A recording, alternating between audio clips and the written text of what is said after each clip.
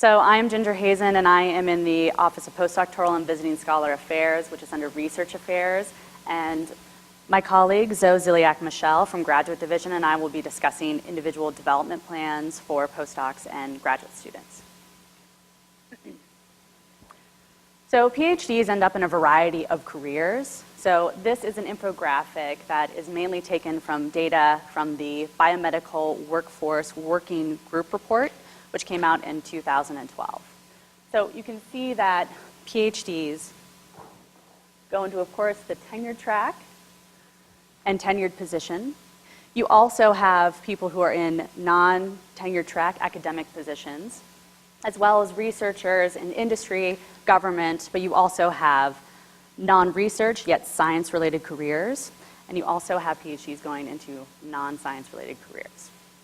So this is the same report that had the recommendation that all trainees that are sponsored on NIH grants should have an IDP, or an individual development plan, and that this should be taken into consideration when reviewing training grants. So IDPs have been used in the business world to great success for quite some time, but this is also not a new idea that scientists can use IDPs as well. So in 2003, the Federation of American Societies for Experimental Biology, or commonly known as FASEB, designed the first IDP specifically for scientists, for postdocs. And it was backed up that this particular document would be helpful for a successful postdoc experience in the Sigma Psi survey that came out in 2005. And it showed that this was one of the things that correlated with a successful postdoc experience. So finally, in 2012, they had an online tool, which is housed by Science Careers, and it is called My IDP. How many people have heard of My IDP? Anyone? A few. So it's also authored by one of the FASEB authors, and it actually has a really good assessment tool. So I encourage you to also check that out too for your trainees. So in 2013 is when the official notice came out from the NIH that all NIH-funded trainees, graduate students, and postdocs should have an individual development plan, and they expect institutional reporting on these IDPs by October 2014. So in late 2013, early 2014, the Office of Graduate, the Graduate Division, as well as the Office of Postdoctoral and Visiting Scholar Affairs came up with our own UC San Diego policies and guidelines, and also developed IDP workshops for their trainees. And this was also not such an uncommon thing to have workshops, such as we found out in the 2014 National Postdoc Association meeting. However, half of the institutions that they surveyed had individual development plan workshops, and that included not only other UCs, such as UC Berkeley, UC Davis, UCSF, UCLA, but also other San Diego institutions, such as Sanford Burnham and the Scripps Research Institute. So what exactly is an IDP? It's essentially a dynamic document that is designed and implemented by each trainee. So it's specific to each trainee. And it typically includes a career objective. You have a skill assessment for that particular career that they are interested in, as well as what they're trying to gain in their training. And you also have long-term and short-term goals. And this is all meant to be discussed with the faculty mentor as well as other mentors. And we strongly encourage all trainees to have additional mentors, especially if they are not interested in a faculty career. And this is also a very important tool of communication between the trainee and the faculty mentor. And this can benefit both the trainee and the mentor to have this document. And this is backed up by that Sigma Psi survey. So this is still the most comprehensive survey to date on postdocs. They surveyed 7,600 postdocs in the US, and they found that two things correlated with a successful postdoc experience, one being having a structured overview plan, such as an IDP, as well as formal training. So what does it mean to have a successful postdoc experience? Well, you have more peer-reviewed publications per year. You also have better job satisfaction, and potentially going back to that communication with the faculty advisor, you have fewer conflicts with your advisor, as well as having better grades. Your advisor will then have better grades. So more recent data has come out on the IDP process between postdocs and mentors. So this was a survey that came out in 2013, and they surveyed a couple hundred postdocs and a couple hundred mentors, a few hundred mentors, and they asked them how helpful for all of these criteria were the IDP process. And postdocs and mentors agree that it is helpful in all of these criteria as well as to overall training. But I also want you to notice that mentors mostly find this even more positive than the trainees. So something to take into consideration. So when we were developing our own IDP program, our office wanted to know how much career mentoring are actually our postdocs receiving. So we surveyed postdocs in 2013, and we found that although postdocs thought they received an adequate amount of research attention, almost half of them thought that they received little career mentoring. So we definitely took that into consideration when designing our program. And we want to see this percentage decrease in future surveys. Another thing that we did is created a pilot study for an IDP before we released our campus-wide program. So we use a different NIH-sponsored program. It's the ARACTA Fellows. It's a K award. Does anyone know what the ARACTA Fellows are? It was actually mentioned in the very beginning of this training. So it is essentially a postdoc fellowship that has a research but also teaching component. So the reason why we decided to use them as our pilot study is because NIH had a site visit for this program, and they asked our office, what's your individual development plan program? We're like, good point. We should take that into consideration. So we asked the IRACTA Fellows to be our pilot program, and they agreed. So what happened is that I took approximately 10 fellows, and I followed them over the course of the year. So I started with an IDP workshop and then surveyed them throughout that year. And the data that I'm showing here is for the 12-year or final survey. And again, similar to data that I have previously shown, all the fellows found this, most of the fellows found this to be helpful to overall postdoctoral training, and specifically for setting goals, understanding what their skill sets are, as well as communicating with their faculty mentor, and also achieving goals. And even a fair amount of them are going to continue on with the IDP process after their fellowship is completed. And I also wanted to share some quotations as to why this process potentially is so helpful to trainees. So this is a collection of quotes taken from the 7th month survey of the IRACTA Fellows. And essentially, making sure that people sit down and really consider what their career goals are. So thinking about your goals motivates people to pursue them, and having specific rather than general goals help people achieve them. And also, a couple of these quotes really underscore the importance of faculty involvement as well as guidance in this entire process. So I'm going to turn it over to Zoe, who will be discussing the NIH, UC San Diego policies, as well as some resources. Okay, so again, my name is Zoe Ziliak Michel, and I'm in the graduate division. So Ginger talked about background of what an IDP is, why it's important, and then gave you the overview of this pilot study that she has done. And now I'm going to talk about, what the NIH policies are and how we are implementing those at UCSD. So as I hope most of you know, as of last October 1st, the NIH has asked that all NIH-funded grad students and postdocs have an individual development plan in place. And in the case of NIH-funded trainees, this IDP should be updated annually. But you don't turn in the actual IDP form to the NIH. They just want you to report that it's being used, not show them specifically what the IDP says. Okay? And I will come back to that annual progress report later. And the NIH has requested that each institution develop a standardized IDP form. We have done that, and there is a sample in your handout packet. If you want to look at it later, you can see what the UCSD IDP form looks like. Just as a side note, please be aware that the American Heart Association has implemented a similar requirement. As of last year, now anyone applying for a fellowship through the AHA needs to do the My IDP, and we expect that other health sciences agencies might start picking up this requirement as well. So in general, if your students are getting extramural funding, I would say it's a good idea for them to go ahead and be trained in how to make an IDP. So UCSD is implementing these NIH guidelines differently for grad students and postdocs. So for grad students, there are just too many of them on campus for one me to directly train.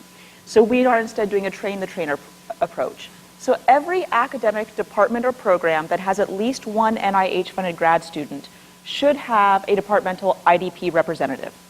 Most people are making this their grad coordinator, but it doesn't have to be. So if you don't know who your department or program's IDP rep is, please go back, ask the people you work with, figure out who it is. If you can't figure out who it is, then maybe you haven't assigned one yet. Assign one and refer them to me, please. But most of you probably already have one and know who it is, I hope. And that IDP rep then is responsible for coming to me for training and how to in turn then train the grad students. And then they will track which grad students in their department need to have IDPs, train the grad students in how to make IDPs, and then track their completion of it. So I offer periodic train-the-trainer sessions, and also things like, you can use my PowerPoint. I have various materials that you can use. Feel free to contact me for that. And so I am the contact for grad student-related IDP questions. On the postdoc side, there are fewer of them. So Ginger is directly training postdocs in how to make IDPs. So when you have a new postdoc or a more advanced postdoc who's interested, they can come to one of her workshops, which is every other month on the fourth Thursday of the month. And she'll teach them how to make an IDP. And also, call for help here. She's always recruiting. She needs faculty moderators for the second half. At the end of our workshops, what we do is it's called a poster session, which is where the trainee will spend about a half an hour making sort of a mini IDP first draft, and then they'll present it and get faculty feedback. So she's always looking for more faculty moderators for that. And unlike the graduate division, OPVSA has asked that postdocs actually send their completed IDP forms to their HR representative for tracking. And so Ginger is the contact for postdoc-related questions, and also if any of the faculty here are interested in helping out with a poster session. So for those of you who are faculty, this is what I consider the meat of my half of this presentation is how do you be a good mentor to someone making an individual development plan? So as a faculty mentor, your trainees are going to come to you and say, hey, I need help with this IDP, can we discuss it? And the important thing to know, one important thing to know, is that you, the faculty member, do not write this. The trainee writes it, right? It's their individual development plan. It is their responsibility to come up with their goals and decide how to articulate them for themselves. But we do ask that you have meetings to discuss the plan with them. And for people making their first IDP, we ask that you have 2 meetings during the year. All these meetings should be one-on-one and confidential, okay? It's important that they be one-on-one so that, if you had your whole lab there, then they might all end up with the same plan, which is not the idea for an individual development plan, of course. And also you don't want to say, okay, everybody, I want Sue to work on her public speaking this year, right? You don't want to say that in front of everyone. One-on-one, door closed, confidential conversation. And in the first one, they're going to talk to you about their career objectives and skill assessment. So this is their chance to tell you, the faculty member, I thought I wanted to go into academia, but now I've really been interested in a career in science journalism, so I think I might try pursuing that. Or it's your chance to tell them, I know you really want to go into academia, but I think it's important that you also have a plan B in case that doesn't work out, right? So talking about careers that interest them, careers they're thinking about pursuing.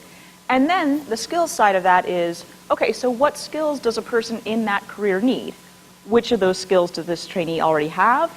And which do they need to develop in the coming year? So then after that meeting, trainee's going to go home, process that, think on it for a while, and then come back for a second meeting where they should have a draft of, these are some things, some action steps that I'm going to take in the next year to make these long-term career goals a reality, okay?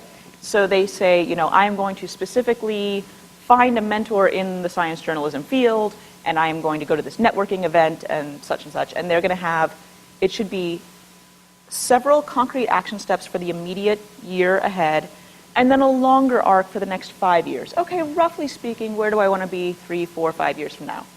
And then the faculty member can say, hey, this is a really good list, but I'd like you to also add in this step. Or, you know what, I don't think it's realistic for you to have 6 first author publications this year. Why don't we cut that down to 2? Okay, so that's your second meeting. Then, as I said earlier, they have to update this IDP every year. So for trainees who are updating an IDP that they've already done, we ask for one additional meeting with them. So we're asking for a commitment of 1 hour per year per trainee for this. And just to reiterate, please do be prepared for an open and honest conversation. This is their chance to tell the faculty member, be honest with them in a way that they may have been afraid to be honest in the past, and it's also a chance for the faculty member to give maybe difficult feedback that they know the trainee needs, but that they've been putting off giving. The IDP is an ongoing process, so it's not a one-time thing. It's the trainee will constantly be assessing their skills, thinking about what new skills they need to develop, exploring new careers that they think about and decide might interest them, setting goals to get those careers later, get that career later, and then hopefully actually implementing the plan and actually meeting those goals. We're asking the faculty to help with parts 1 and 3 of this process. Now, talking about compliance in terms of the NIH process. So as I said earlier, this needs to be, the use of the IDP needs to be reported in the annual progress report. For awards that use the RPPR, this will go into section B, accomplishments.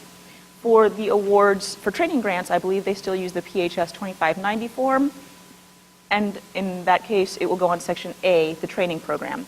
And we do have in your handouts a sample of what we think a good IDP section of the annual progress report looks like. So you can refer to that sample.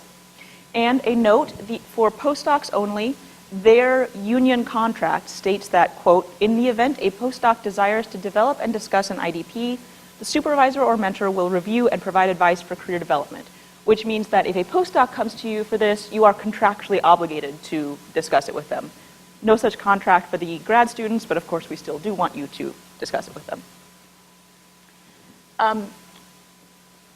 Getting back to the training that it is available, we do have that sample IDP form, but the trainees do not have to use that one. It is the UCSD IDP form, but there are lots of other ones out there, and they can use whatever one works best for them, right? There's no requirement of a specific form. I cannot emphasize this enough. The benefit that they will get from doing the individual development plan does not come from filling out the form and checking off boxes. The benefit comes from the thought process, the reckoning, sitting and thinking, do I still want the career that I thought I wanted 3 years ago? Am I going down a path that I really want, or do I want something different? Is my spouse willing to go along with this? Thinking hard questions to yourself, pondering that, and then the discussion process, working with mentors, getting feedback. Are my goals realistic? How can I adjust my goals? That is where the benefit comes from. So we don't care which form they use. And again, we have workshops. These workshops cover how to create an IDP, how to assess your skills, which ones you have and which ones you need, how to work well with mentors, how to find new mentors in a new field, for example. And then again, they do that sort of mini IDP first draft and then get faculty feedback. Other resources, there is an IDP listserv, and for any of you who are doing anything with IDPs, I encourage you to please subscribe to this listserv. We use it to keep you abreast of policy clarifications, changes to procedures, and training that's being offered, etc.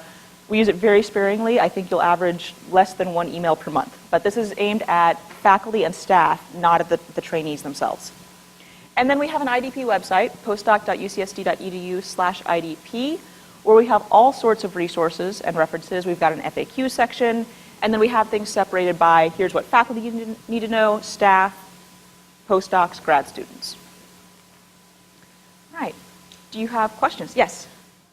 Right. So for those of you that may have missed the question, it was a matter of the confidentiality of the IDP if the trainee is not interested in sharing it with their mentor.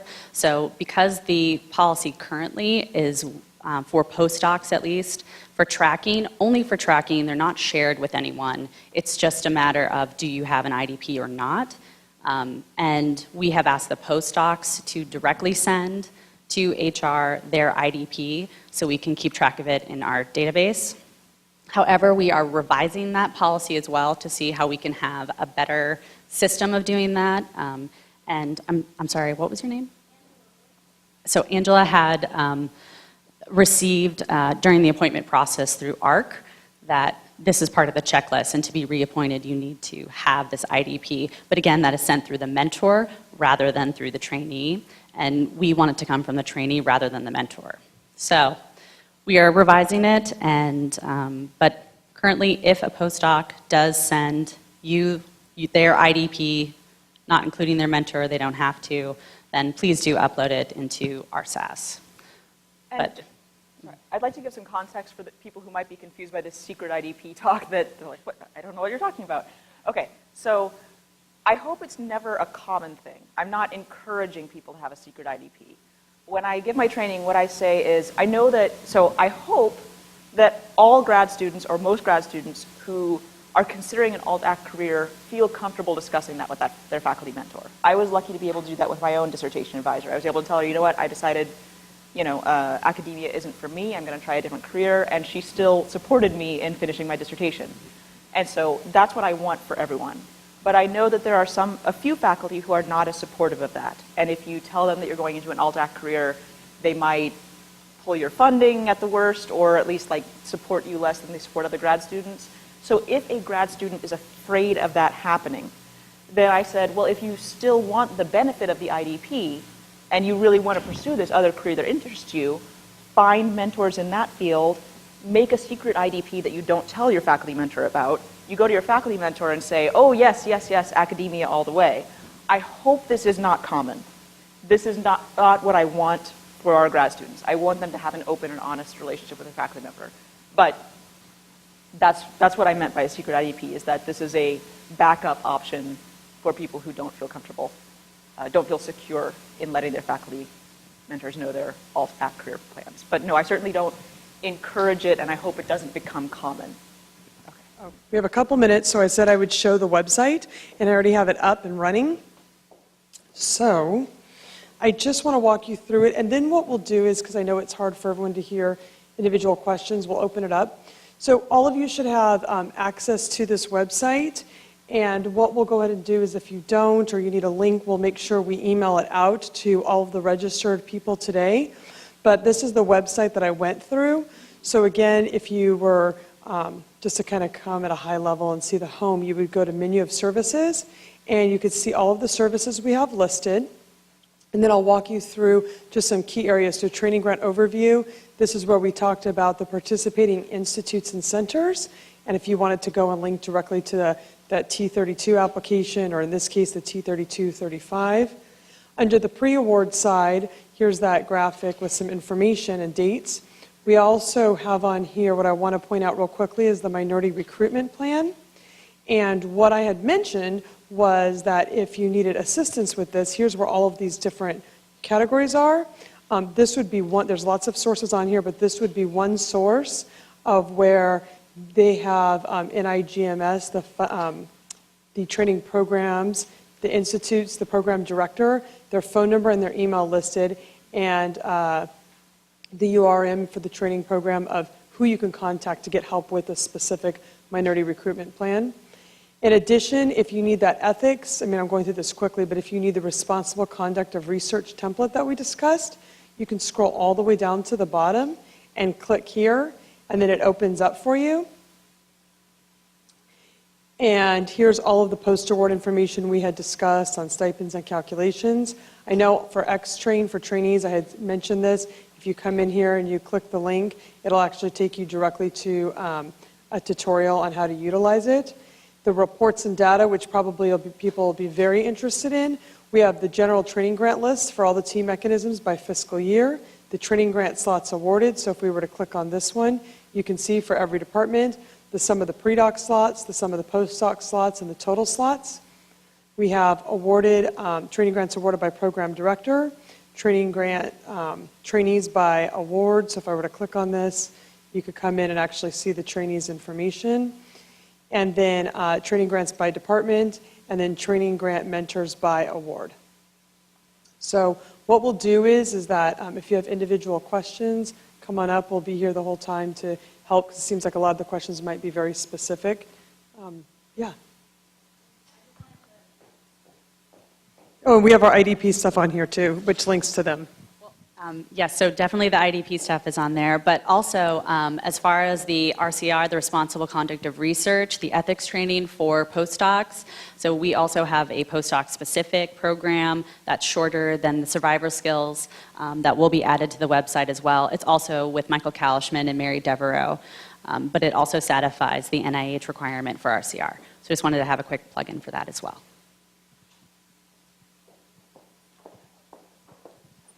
Right, we'll get that additional training for trainees added. So come on up, we'll be here if you have questions, but this is, again, the pre-award, all the pre-award data, the post-award data, the trainees, all the information for IDPs, so on and so forth. So thank you guys for coming. Please fill out the reviews or the surveys, because we really want to know your opinion and know how we can improve it for next time. Thank you.